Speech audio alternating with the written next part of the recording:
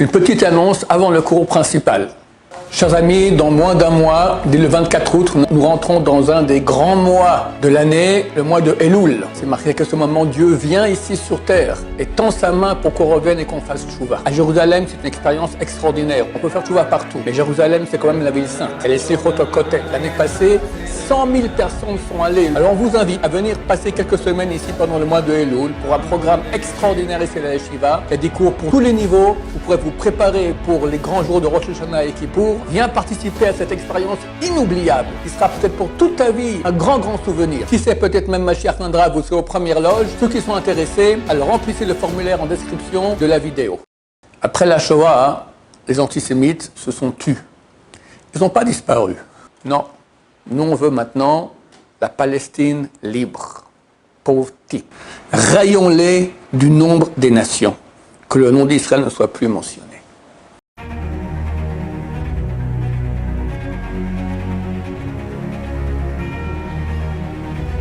Ce shiur est dédié pour l'élévation de l'âme de Maurice Sportouche, Ben Marie Myriam Bezrat Hashem. On va faire un cours super important sur l'actualité. Avant-hier, un des journaux les plus connus en Amérique, New York Times, publie une photo d'un soi-disant enfant palestinien en situation de famine, tout maigre, à cause de l'embargo, soi-disant embargo israélien à propos de la nourriture à Gaza, ce qui est le contraire. On sait qu'au contraire, Israël amène la nourriture et ferme la nourriture, et c'est le Hamas qui empêche. Ils veulent garder la maîtrise. Il s'avère, après vérification, que c'est complètement faux.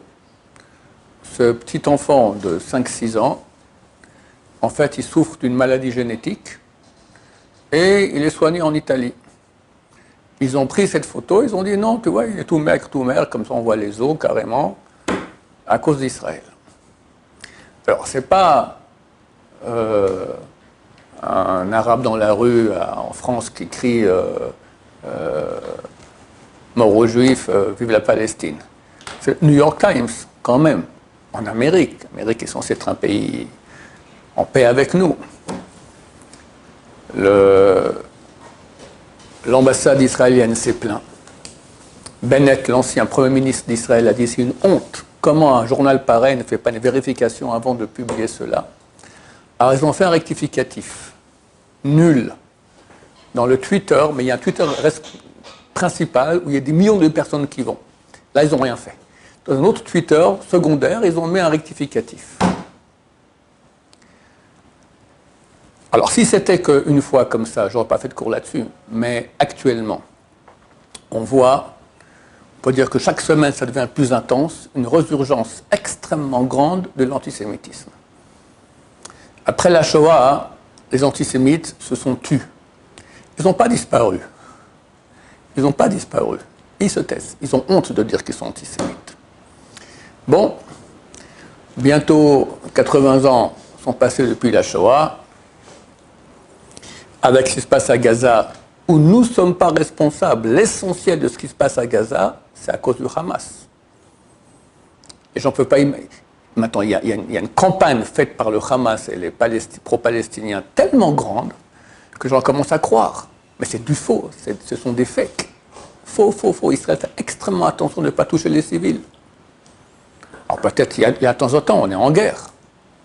Mais c'est Hamas le responsable, c'est eux qui ont commencé. Ils nous ont attaqués, ils nous ont torturés, les tortures qu'ils ont fait le 7 octobre. C'est digne, pire que Auschwitz. Quand on a montré ça, il y avait, comment ça s'appelait, Rama, je crois, Rima. Ils sont venus sur un bateau, alors on a capturé le bateau, on leur a fait voir les films que le Hamas lui-même a filmés. Réaction, propagande sioniste. Franchement, tu vois, c'est du vrai, quoi. On ne peut pas faire un cinéma de cela. Je crois que même avec GPT, on ne peut pas faire un faux pareil. Propagande sioniste. Alors que eux sont franchement, les plus grands champions de l'histoire en propagande anti-sioniste. Quoi qu'il en soit, la chose grave est que les États commencent à suivre le mouvement. Et il y a une résurgence officielle de l'antisémitisme. Les gens n'ont plus honte de dire mort aux juifs. Et ils font l'amalgame entre Israël et les juifs. Ça revient au même. T'es juif, t'es Israël, t'es juif. Beaucoup d'attaques en Europe de juifs qui n'ont rien à voir avec Israël, parce qu'ils sont juifs. Évidemment, une grande panique dans le peuple juif à l'étranger. Ici en Israël aussi, la situation est très difficile. Mais en France, ils ont très peur. Ils baignent dans un monde arabe. Tout le monde sait la blague que la deuxième langue la plus parlée en France, c'est pas l'arabe, c'est le français. Donc ils sont dans un milieu hostile et ils ont peur. Ils ont peur. Alors mon cours est là pour les calmer, nos chers frères de l'étranger. Évidemment, le top, c'est changer de pays. Il y a beaucoup de gens qui viennent en Israël, il y en a qui vont beaucoup qui vont en Amérique, mais pas tout le monde peut changer comme ça de pays. Alors il faut savoir que on va voir maintenant l'avis de la Torah à ce sujet. D'abord, c'est normal. Antisémitisme, ça a toujours été. La Torah a été donnée sur une montagne qui s'appelle le Chorev. Et de ce jour-là, il a été surnommé Sinaï. Pourquoi il s'agit d'Israël? Parce que Sinaï vient du mot Sina en hébreu, que dès ce jour, la haine des peuples est venue contre Israël. Donc les peuples nous haïssent, ça a toujours été. Il y en a qui nous aiment. Trump, par exemple, dernièrement, c'est phénoménal. Je crois que jamais eu un président occidental qui a été aussi amoureux du peuple juif. Mais il y en a la grosse majorité des grands haïsseurs qui ont fait beaucoup de mal au peuple juif durant l'histoire. Après la Shoah, ça s'est calmé, comme j'ai dit, mais là, ça revient. Pourquoi ça revient? Pourquoi? Parce qu'on est proche de la Géoula. Et il est écrit qu'avant que la Géoula vienne, il y aura des douleurs d'enfantement du Messie. Alors, Rabbi Shon Abba Shaul Zatzal m'a dit, à son avis, il n'y aura pas beaucoup. Il m'a dit pas de douleur. Bon, il y aura un tout petit peu. Même un accouchement avec péridurale, c'est pas facile non plus. Mais il dit que le gros ou tout est passé déjà durant la Shoah.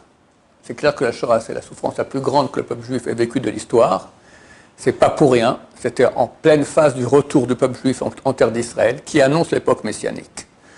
Donc ce sont les douleurs d'enfantement du Messie, à propos desquelles, c'est écrit dans le traité Sanhedrin, page 98, B en haut, deux rabbanim, c'est Rabba et Oula. Je dis un système mnémotechnique se rappelle du nom du rabbin, c'est Oulala. Qui disent Yete velo achmine, qui viennent, je ne veux pas être présent. Qui viennent le Mashiach, je ne veux pas être présent. Parce que les souffrances qui vont précéder sa venue, ça va être terrible. Je rappelle, c'est passé dans la Shoah. Comme ça, dit le Rabbi Sambachul Kaveruach HaKodesh, Mati Da'ati m'a dit comme ça, c'est mon avis. Le Rabbi de Chabad aussi a dit ça. Mais bon, il y a encore les petites miettes qui restent. Entre parenthèses, c'est intéressant. Si on prend les lettres en araméen Yete velo achmine, qui viennent, je ne veux pas être présent, c'est Ayatayula Chaminai. Intéressant. On peut le dire comme ça, il faut le voir dans le texte. C'est l'Ayatollah actuel qu'il y a maintenant en Iran, qui s'appelle Khamenei. Il est écrit dans le texte. C'est pas que lui. C'est Gog ou Magog. Gog ou Magog, valeur numérique 70. Tous les peuples doivent venir contre nous. Et on y est. Je pense, je peux me tromper, et je répète, tout ce que je dis maintenant, c'est ce que je pense, mais je peux me tromper, mais je peux avoir raison aussi. Évidemment, je pense que j'ai raison, et d'habitude, après, j'ai tort. Mais un beau jour, j'aurai raison. 70 peuples qui viennent en guerre contre nous. Pourquoi la campagne fallacieuse pro-palestinienne? En passant, pourquoi on voit que c'est tellement fallacieux? Dernièrement, il y a eu un massacre près d'Israël. 1300 familles druzes ont été massacrées, des civils, par les djihadistes de Syrie. Quelqu'un a bougé? Quelqu'un est au courant? Il y a eu une manif. Mais j'ai vu maintenant la revue Contraste, ils ont fait une photo. On voit le nombre de personnes qu'il y a pour une manif contre Israël. La rue, elle est pleine, c'est un pont. Bondé! Et la manif pour les pauvres Druzes, 2 pelés, 3 tondus. 1300 familles décimées. Jamais Israël a fait autant à Gaza. Jamais. Mais antisémitisme. Haine d'Israël s'est enraciné dans, pas tous les non-juifs, heureusement, mais une bonne partie des non-juifs. Enraciné depuis le don de la Torah il y a 3335 ans. Quelque chose comme ça, je ne me souviens pas exactement le chiffre. 3330 et quelques. Avant que Mashiach vienne, ils doivent monter. Pourquoi? Parce que quand Mashiach viendra, Dieu va faire une sélection. Qui passe pas. Les gens qui méritent, ils passent. Les ennemis d'Israël ne passent pas. Maintenant, il faut que l'ennemi d'Israël il commence à s'exprimer. On va le juger bientôt. Il va dire, mais j'ai rien fait. Mon cher ami, tu te souviens là? Un peu comme tu as parlé. Comment se fait-il que l'année passée, à la même date, il y avait les élections en France et il y avait un parti, extrême gauche, Mélenchon, dont le seul argument électoral, c'est pas l'éducation, c'est pas renforcer l'armée française, c'est pas la calcala, comment on dit, l'économie française. On parle de rien. Libérer la Palestine de l'occupant. Ça va, tu habites à 4000, 5000 km. Où est le rapport avec la choucroute? On parle d'élection française, pas palestinienne. Taré. Je n'irai pas en France, ça va. C'est pas normal. Alors j'explique que le Torah, c'est oui normal. Je dis ça à nos frères juifs qui sachent. Un, ça ne sera pas grave parce que les rabbinim m'ont dit c'est déjà passé durant la Shoah. Deux, c'est momentané parce que c'est bientôt la fin. Après, ils vont écoper. L'année passée, environ à cette date maintenant, avec les élections françaises, je suis allé voir le Yanouka pour autre chose. Et puis en passant, je pu parler un peu avec lui, au moins 5 minutes, j'en ai profité, je lui raconte un peu ce qui se passe en France. Il m'a dit, t'en fais pas, très bientôt, il a dit, il y a 1 an déjà, Mashiach vient, va s'occuper d'eux. Donc, qu'est-ce qui se passe? C'est marqué Lifnei Shever Gaon. Avant la brisure, Gaon, c'est la surélévation. Dieu va surélever les ennemis d'Israël, comme il a fait avec Haman. Haman, il a été pendu. Lui et ses 10 fils. Mais exactement 24 heures, moins de 24 heures auparavant, il est invité une deuxième fois en repas spécial avec le roi et la reine. Et il sort et dit, mais c'est extraordinaire. La première fois, il sort, mais c'est extraordinaire. Je suis riche, j'ai beaucoup d'enfants, je suis le seul à être invité avec le roi et la reine. Ah, il est au top du top du top. Moins de 24 heures plus tard, pendu. Idem. Nos ennemis, qui aujourd'hui sont des menteurs, et à cause de leur haine d'Israël, qui, comme on verra tout de suite, est une haine de Dieu, nous attaquent.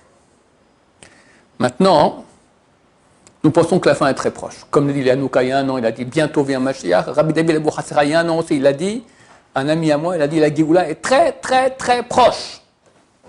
On y arrive. Et moi je vous dis, on le voit de nos yeux. Et c'est phénoménal, parce qu'un Français moyen, il ne peut pas voir ce que je vais vous dire maintenant, mais nous qui voyons de l'extérieur, et on sait que Dieu existe, et on sait qu'est-ce qui se passe et vers quoi on va, c'est tellement obvious, tellement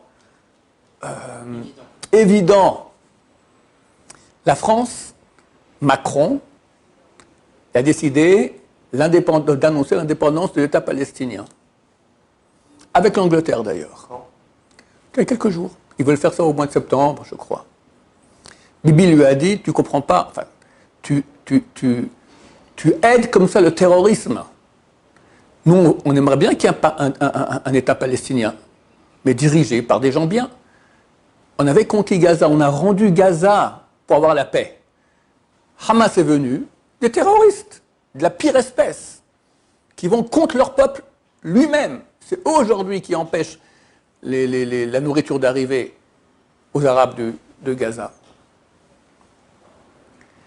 Si tu dis maintenant État palestinien avec eux comme dirigeants, il n'y en a pas d'autres, tu dis je suis pour le terrorisme. Terrible, terrible. Ils seront jugés pour cela.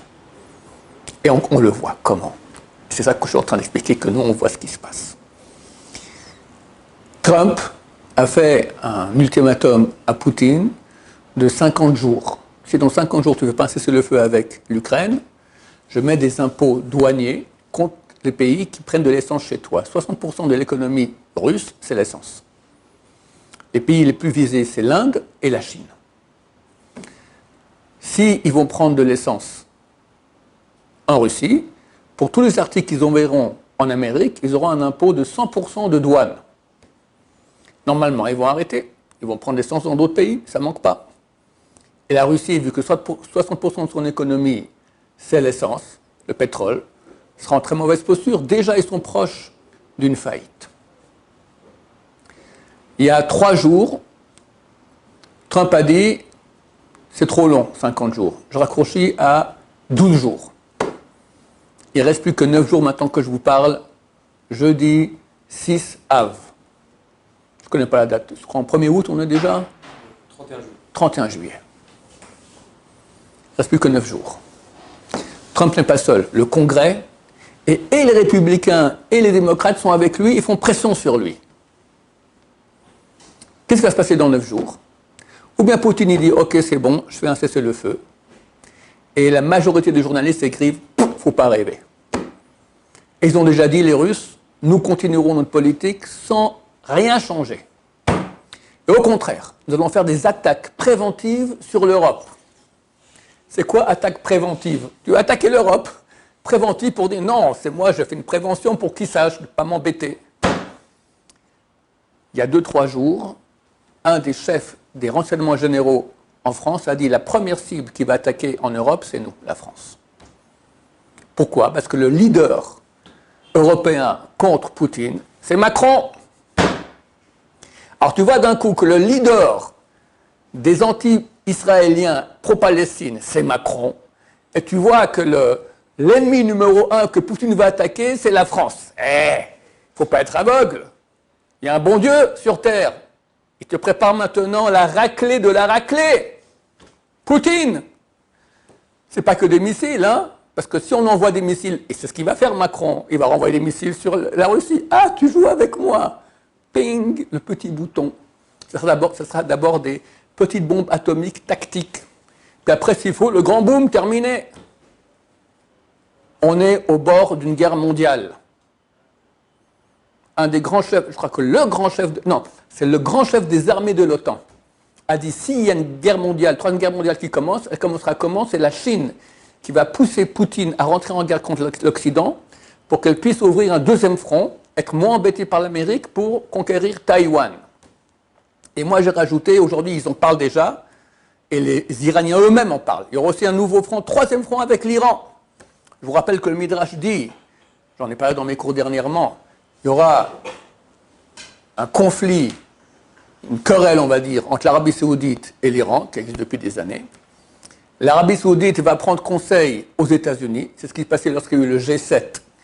Alors, Trump est sorti de façon tout à fait incongrue et pressée du G7. On ne sait pas pourquoi. J'ai su que c'était parce qu'il a reçu un message de l'Arabie Saoudite. Attention, l'attaque israélienne avait déjà commencé avec l'Iran. Il a reçu un message de l'Arabie Saoudite. Nous savons que l'Iran veut nous attaquer à nous, l'Arabie Saoudite en tant qu'ami de l'Amérique. Alors Trump il a dit « Ok, c'est bon, on se calme, venez, on va discuter. » Je vous donne 2 semaines de discussion. Il m'a dit à Israël d'arrêter la guerre. Non, ça je ne peux pas leur dire. Ça s'est calmé. Et il y a eu la fin de la guerre, c'est le feu. Le Midrash continue et dit Choser Meler Paras, revient le roi de Perse, donc l'Iran, et détruit le monde entier. Comment la Perse peut détruire le monde entier? C'est pas compliqué. Ils attaquent les terrains pétrolifères de l'Arabie Saoudite et ils ferment les 3 d'Ormuz. Avec ça, le monde s'écroule. Du point de vue économique, c'est la fin. Ils le savent.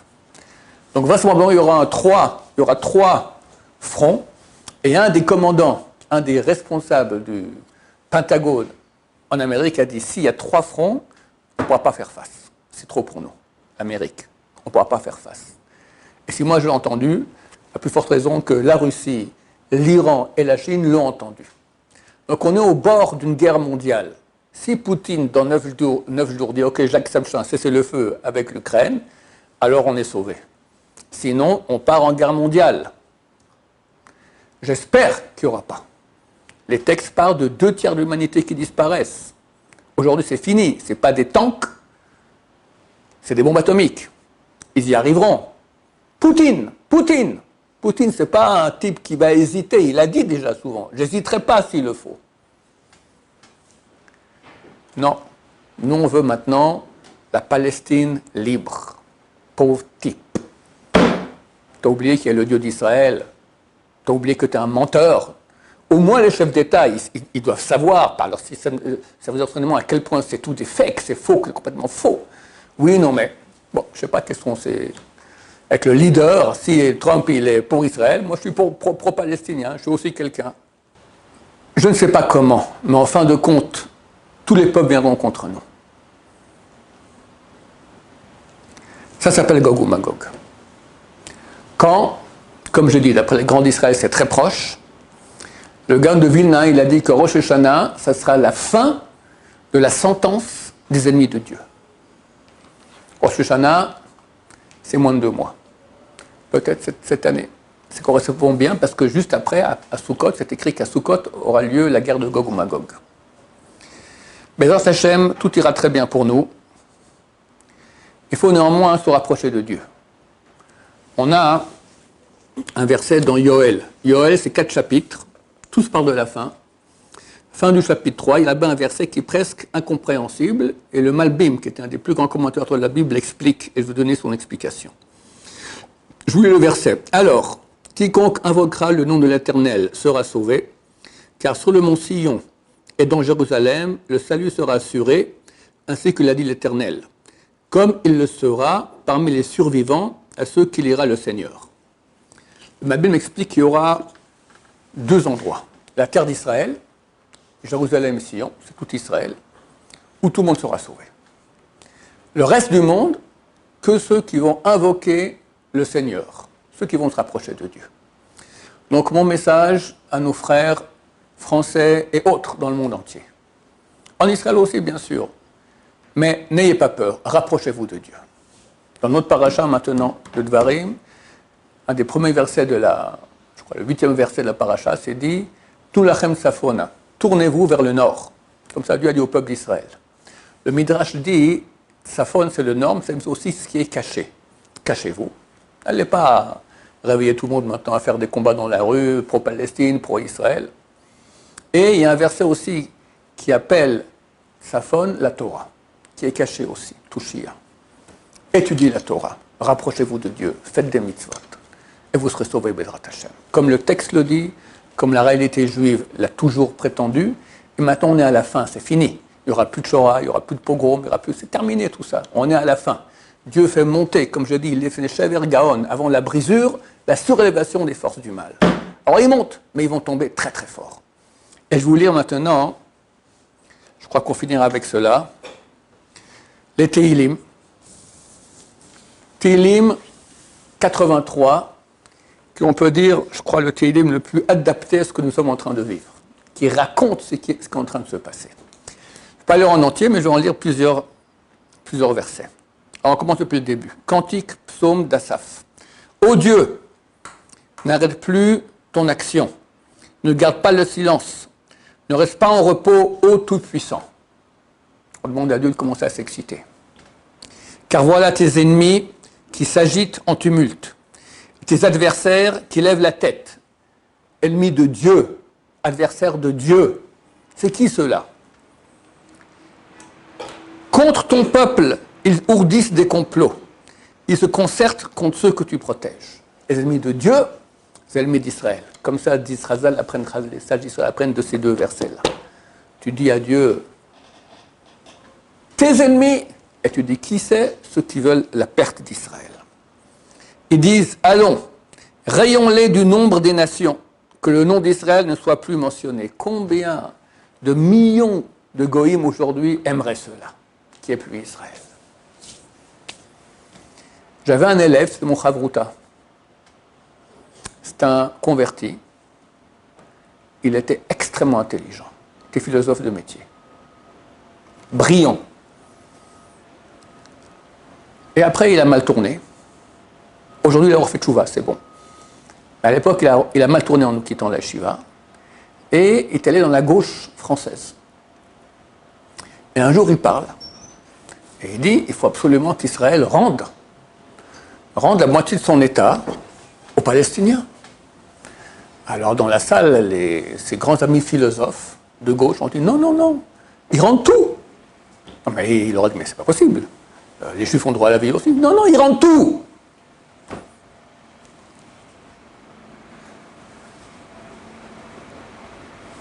Rayons-les du nombre des nations, que le nom d'Israël ne soit plus mentionné. C'était une gifle qu'il a reçue. Il est revenu, Baruch Hashem, il a fait tchouva. Car d'un commun accord, ils prennent des résolutions contre toi et ils font un pacte. Palestine, toutes sortes de... Ils demandent sans cesse de faire des sanctions contre Israël, et ils le font. Les tentes d'Édom, c'est l'Occident, les Ishmaélites, les Arabes, Moabites et Agrites. Et là, le texte a commencé à citer beaucoup de peuples, on ne sait pas aujourd'hui qui ils sont. Je reprends au verset 14. Mon Dieu, fais d'eux comme un tourbillon de poussière, comme du chaume emporté par le vent. Et ça, je dis à nos internautes qu'ils entendent. Dans peu de temps, vous allez voir ça de vos yeux, à moins que Poutine dise oui. Mais bon, on n'y croit pas. De même que le feu dévore les forêts, que la flamme embrase les montagnes, ainsi pourchasse-les par ta tempête, jette-les dans une fuite éperdue par ton ouragan. Couvre leur visage d'opprobre, de honte donc, pour qu'ils recherchent ton nom, ô Éternel. Qu'ils soient confondus, terrifiés à jamais, saisis de honte et perdus. Et qu'ils reconnaissent ainsi que toi seul as nom l'Éternel, que tu es le Maître suprême de toute la terre. Très bientôt, Bezrat Hashem. Donc ce qui se passe est normal, il faut que Dieu les monte, et déjà il leur montre déjà la menace que c'est bientôt leur fin, et ils continuent leurs bêtises, et ils vont tomber dans leurs bêtises.